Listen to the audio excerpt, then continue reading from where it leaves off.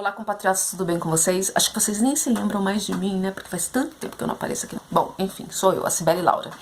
E vou aparecer mais. Por quê? Eu tenho novidades pra vocês. Há uma ideia que eu já tô aí, ó, amadurecendo faz um tempo, de trazer para o meu canal uma extensão da biblioteca Cibele Laura. Biblioteca Cibele Laura é um grupo que eu tenho lá no WhatsApp, em que a gente troca livros digitalizados. Quem me acompanha no Facebook e eventualmente lá no Instagram, onde eu falo também a respeito disso, sabe que a biblioteca existe e que a gente troca PDFs. O link eu já deixei público, deixei na minha página, deixei no meu perfil também, porque todos vocês estão convidados, independente aí do espectro ideológico, das suas inclinações, se é nacionalista, se é de esquerda, se é de direita, independente do que for, porque lá é uma biblioteca.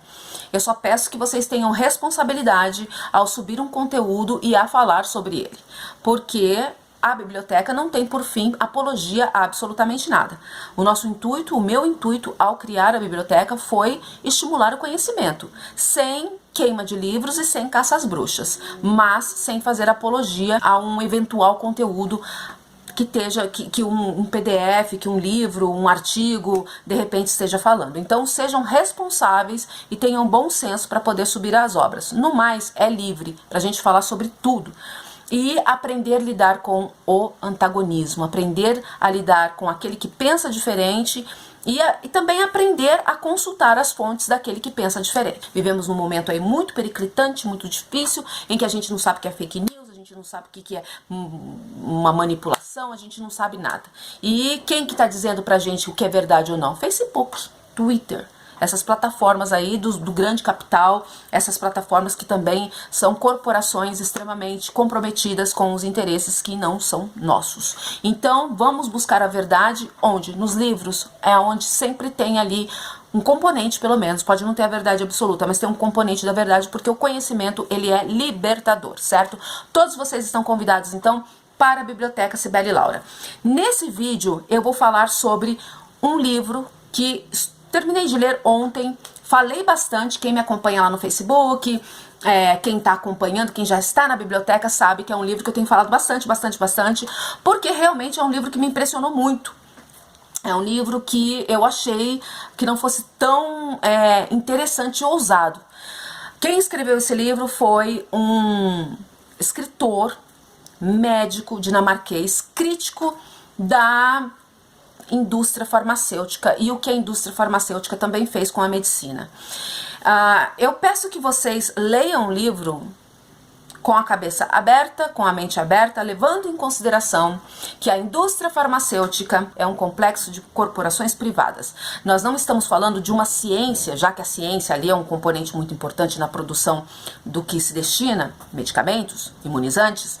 A ciência ali é importante, mas a ciência ali ela é conduzida de uma forma que não é para o bem da humanidade, e sim para a obtenção única e exclusiva de lucro. O autor dinamarquês, eu não vou me arriscar a falar o nome dele aqui não, tá? Porque é um nome dinamarquês, para não insultá-lo, e ele não merece esse insulto de eu pronunciar o nome dele totalmente errado. Eu vou recorrer ao Google Tradutor, certo? Para falar para vocês o nome do autor de Medicamentos Mortais e Crime Organizado. Peter Seeputsch. Eu não entendi o que ele falou. De novo. Peter Seeputsch. Do que se trata o livro Medicamentos Mortais e Crime Organizado? O autor fala sem nenhuma cerimônia, sem nenhuma parcimônia, que se trata de um crime organizado, de um narcotráfico. Só por aí vocês já têm, né, a dimensão do que é esse livro. Como a indústria farmacêutica corrompeu a assistência médica. E aí a gente está falando de crime mesmo, gente. A gente está falando de cartel, a gente está falando de máfia que opera de forma extremamente criminosa. E assim, é algo impressionante. Já falei de 2 documentários que tem no YouTube, Marketing da Loucura e Psiquiatria, uma Indústria da Morte. Ele fala também sobre a psiquiatria estar muito contaminada por esse crime organizado, que é a indústria farmacêutica. Então eu já tinha uma noção. Mas quando ele começa a dar nome aos bois, e você começa a ver nomes que são assim até então a gente meio que respeitava, sabe, de corporações farmacêuticas que tem um marketing muito pesado e jamais passa no seu marketing a sujeira que está por trás dessas corporações. E infelizmente nós estávamos então enganados. E por que que isso é muito importante? Porque nós estamos falando também das farmacêuticas que produzem o imunizante contra o coronavírus, né? Então você tem principalmente a AstraZeneca, em que o autor fala bastante, tá? E a Pfizer também. A Pfizer é a pior de todas, tá? A estadunidense Pfizer é a pior de todas. É assim, criminosa em todos os sentidos. Os acionistas dessas corporações farmacológicas são os mesmos acionistas do sistema financeiro, que é extremamente criminoso. São os mesmos acionistas das indústrias petrolíferas, enfim, são os acionistas que têm aí seus negócios em outras corporações. E essas corporações, elas têm o perfil de psicopata. Tem um documentário no YouTube muito bom, que eu já falei a respeito, A Corporação. E esse documentário pega o perfil das grandes corporações, se baseado no DSM, o catálogo de doenças, que o próprio autor do livro Medicamentos Mortais e Crime Organizado também faz uma crítica muito mordaz. Se a gente for basear lá o comportamento das corporações nesse catálogo de doenças, a gente chega à conclusão de que são psicopatas. Se fossem pessoas agindo, são psicopatas. E a Pfizer, a AstraZeneca e outras tantas que aparecem aqui nesse trabalho são corporações também. Então, assim, tipo, elas não estão isentas disso. Agora, o que o autor fala nesse livro é que a forma como elas operam é mais criminosa e mais nociva ainda para a humanidade do que as outras corporações. É mais nocivo e mata mais do que o próprio tido crime organizado. Para vocês terem uma ideia da proporção que é. São 562 páginas, é um livro grande, mas é um livro que é muito importante que vocês leiam para que a gente perca aí a inocência quando a gente for falar de imunizantes, principalmente de qualquer tipo de medicação. Para que a gente perca um pouco a inocência e possa falar a respeito de uma mente mais aberta, porque entre nós, e eu tô falando nós nacionalistas, porque esse canal tem muitos nacionalistas, tem aí um tabu muito grande para poder criticar ou fazer uma menção a respeito da produção de vacinas. Eu não sou contra a vacina não, tá, gente? Não vão chamando de terraplanista, louca contra a vacina. Não, meus filhos foram vacinados, eu tomei vacina. Eu tô falando que a vacina, os imunizantes são produzidos por essas corporações. Por exemplo, a vacina de Oxford não é bem a vacina de Oxford. A vacina de Oxford é a vacina da AstraZeneca, uma corporação farmacêutica inglesa extremamente corrupta, que aparece aqui no trabalho do autor dinamarquês, do médico dinamarquês, Medicamentos Mortais e Crime Organizado. A Pfizer também é aí uma produtora de imunizantes, está produzindo imunizante contra o coronavírus, tem mortes aí, e vocês vão ver nesse livro que os medicamentos causam muitas mortes, mas muitas mortes mesmo. Nos Estados Unidos é a terceira causa de morte, para vocês terem uma ideia. Só perde para o câncer e as doenças cardíacas. E essas farmacêuticas, pelo poder que têm, porque são grandes demais para serem punidas, para falir, para fracassar, assim como os bancos, é uma expressão que o autor usa no livro, inclusive. Coloquei até o excerto lá no Facebook. A Pfizer, por exemplo, se fosse punida pela fraude de marketing e outras fraudes aí, que comete assim, a rodo, sabe? Sem nenhum problema, sem nenhum constrangimento, ela iria simplesmente falir.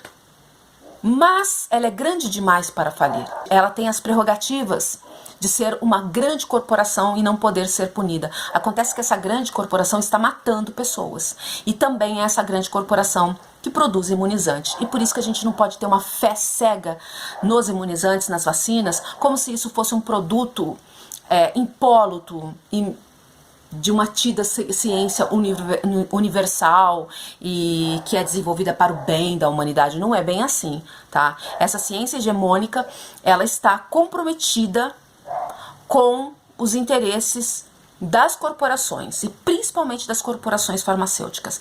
Tem que ter mente aberta para falar a respeito disso, tá? E considerar essas mortes e considerar que a grande mídia não fala, porque, como diz o autor do livro, as indústrias farmacológicas corrompem jornalistas. Tem aqui, vocês vão ver. Corrompem jornalistas e médicos também, muitos médicos. A medicina em si, infelizmente, foi corrompida pelos interesses deste crime organizado. Não todos os médicos, tem muitos médicos que não fazem parte disso, o próprio é médico, o próprio escritor é médico, mas infelizmente muitos se vendem a indústria farmacológica, se vendem mesmo, se vendem por uma viagem, se vendem por uma hospedagem num hotel de luxo, por um resort lá no Caribe, e acaba prescrevendo medicamentos que não deveriam estar em circulação ou que simplesmente são mais caros porque é de interesse da farmacêutica aí colocar um produto mais caro em circulação quando tem um produto mais barato, um medicamento mais barato, que é a mesma coisa que faz, que é para o mesmo fim. O autor, ele não condena os medicamentos em si, ele diz que o medicamento é muito importante, ele é imprescindível para algumas doenças, para o tratamento de algumas doenças, mas que a forma como a prescrição medicamentosa é utilizada pelos médicos, a banalização e o marketing que é feito acerca disso, está causando várias mortes. Banalizou-se então os medicamentos. E o próprio DSM também taxa qualquer tipo de emoção humana como doença, um luto de 2 semanas para o DSM, o catálogo de doenças, é tido como uma depressão e precisa de um medicamento. 2 semanas, se você perdeu seu marido, sua esposa, seu namorado, seu filho, sua mãe, seu pai, e ficar 2 semanas deprimido, triste, melancólico, curtindo um luto, que é extremamente importante, o luto, você é tido como depressivo e precisa ser medicado. Acontece que essas medicações, elas causam efeitos colaterais muito graves, muito abruptos na sua saúde. E isso tudo tem aí o véu do marketing e da aquiescência de jornalistas e de médicos. Tudo isso é falado no livro Medicamentos Mortais e Crime Organizado. Introdução. As grandes epidemias de doenças infecciosas e parasitárias que no passado roubavam muitas vidas estão agora sob controle na maioria dos países. Aprendemos a prevenir e tratar a AIDS, o cólera, a malária, o sarampo, a peste e a tuberculose. Erradicamos varíola. As taxas de morte por AIDS, por malária ainda são muito elevadas, mas isso não se deve a não sabermos tratá-las. Isso ocorre pois ainda existem desigualdades de renda, e isso é muito importante, que ele fala a respeito de medicamentos que são colocados lá, o preço lá em cima, quando na verdade tem medicamentos mais baratos aí no mercado que podem ser utilizados, mas os médicos corrompidos, os médicos ali, sabe, que já ouviram a conversinha dos vendedores, tá? Porque esses que vão nos consultórios médicos, eles são vendedores, eles vendem carro, eles vendem casa e aí, eventualmente, vão trabalhar na indústria farmacológica para vender também medicamentos. E muitos médicos acabam sucumbindo e acreditando nessa falácia da indústria farmacêutica, deixa de passar um medicamento que é mais barato, que não tem patente, para passar um medicamento mais caro, e isso daí, num país como o Brasil e no terceiro mundo, é um crime, E aí eu falo para vocês, tomem cuidado também com a crítica que a cloroquina está sofrendo, porque a cloroquina é um medicamento que não tem patente, tá? Nenhum laboratório ganha muito dinheiro para produzir a cloroquina, inclusive, né? Você viu aí que o exército mesmo produz cloroquina, por quê? Porque a hidroxicloroquina não tem patente. Então, tomem cuidado no que a mídia fala sobre esses medicamentos que não têm patente, como horríveis, como causadores de grandes doenças, quando, na verdade, só os interesses da indústria farmacêutica que estão por trás disso. Tenham mente aberta, por isso eu incito vocês, leiam esse livro, tá? Leiam esse livro que vocês vão ter noção da dimensão do crime organizado que se insere na indústria farmacológica. Infelizmente, agora sofremos de 2 epidemias produzidas pelo homem, tabaco e medicamentos sob prescrição, e ele faz a relação entre a indústria de tabaco e a indústria farmacológica com o mesmo marketing, né, que é vendido aquilo maravilhoso e tal, mas no fundo tá aí um grande dano para a sociedade, né? Um envenenamento massivo das pessoas. Os medicamentos prescritos são a terceira causa de morte no mundo depois das doenças cardíacas e do câncer, para vocês terem uma ideia. O crime organizado não mata muitas pessoas se formos compará-lo com o que a indústria farmacêutica sabidamente faz. Ou seja, a indústria farmacêutica mata mais do que o narcotráfico, mata mais do que qualquer crime organizado. Durma-se com um barulho desse. Enfim, gente, eu não vou falar sobre o livro inteiro, porque ele, assim, enfim, ele faz a coisa muito bem feita, muito aprofundada, dá muitas referências, e eu não vou trazer tudo aqui, porque senão esse vídeo vai ficar muito longo. Mas leiam o livro Medicamentos Mortais e Crime Organizado e saibam como a coisa funciona. Tráfico de influências, corrupção, morte, assassinato, tá? Assassinato de quem vai lá e denuncia, perseguição, constrangimento. Realmente, é uma máfia muito poderosa que nós, de forma inocente, quando eu digo nós, eu me coloco junto aí para não dizer que eu sou a maravilhosa que já sabia. Então eu vou me incluir também. Nós, por ser ciência, por causa que é produção científica, a gente olha aquilo como se fosse maravilhoso e como se eles fossem anjos. Não, não são anjos, são demônios, tá? São verdadeiros psicopatas criminosos que estão matando as pessoas. As pessoas estão morrendo. E muitas vezes o terceiro mundo é utilizado como laboratório. O autor fala no livro que o terceiro mundo é utilizado como laboratório de medicamentos. Tá? Não fiquem com essa fé cega na vacina. Ele não fala de vacina aqui. Ele não toca nesse assunto. Mas eu digo para vocês, quem produz a vacina? São essas indústrias farmacêuticas. A farmacologia na Inglaterra corresponde ao terceiro vetor econômico daquele país, para vocês terem uma ideia de como as doenças são lucrativas para países como a Inglaterra, os Estados Unidos, entre outros aí, Alemanha, etc. Por que eu tô falando aqui de laboratórios ocidentais? Antes que alguém chegue e fale, mas Sibeli, no Brasil não é só o imunizante da AstraZeneca ou da Pfizer que o Dória quer comprar. Tem outros imunizantes aí, tem o Coronavac, né, que é do laboratório chinês. Eu não tô falando de laboratório chinês porque o livro não fala do laboratório chinês e eu não sei exatamente o que é esse laboratório chinês, se ele é vinculado com o governo chinês, se é estatal, se é privado, quais são os lucros, quais são os crimes desse laboratório. Então eu não vou falar daquilo que eu não sei, sabe? Porque a gente tem que quebrar esse tabu e parar de colocar na conta de terraplanista a crítica à produção de imunizantes, porque não é muito diferente de medicamento, tá? E do que se obtém através desses imunizantes a indústria farmacológica, o crime organizado, o narcotráfico, porque isso é narcotráfico, gente, que é lucro, só lucro. Então a gente tem que, né, sair dessa casca aí de ilusão de que a ciência é impólita, maravilhosa, universal e não está visando lucro, porque a ciência está intrinsecamente ligada com essas corporações, tá? É isso daí e tchau!